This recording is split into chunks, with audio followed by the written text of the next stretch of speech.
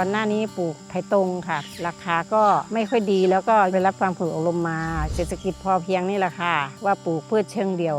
มันก็ได้อย่างเดียวก็มาปลูกพืชผักสวนครัวด้วยปลูกไม้ผลไว้กินด้วยถ้าเหลือกินก็แบ่งปันกันแล้วก็ขายมีทุเรียนมะนาวแล้วก็เงาะแล้วก็พวกไม้ประดับพืชผักสวนครัวก็ขาตะไคร้มะกรูดมะนาวกะเพราปลูกทุกอย่างที่กินแล้วก็กินทุกอย่างที่ปลูกตามรอยพ่อที่รัชกาลที่9สอนไว้ค่ะรายได้เราก็เพิ่มขึ้นรายจ่ายก็ลดลงเราไม่ต้องไปซื้อของเล็กๆน้อยๆถ้าเราซื้อบ่อยๆมันก็เป็นเงินเยอะเห็นน้อมนำตามรอยพ่อมันใช้ได้จริงเราอยากกินอะไรตอนไหนเราก็ไปเก็บได้เลยค่ะ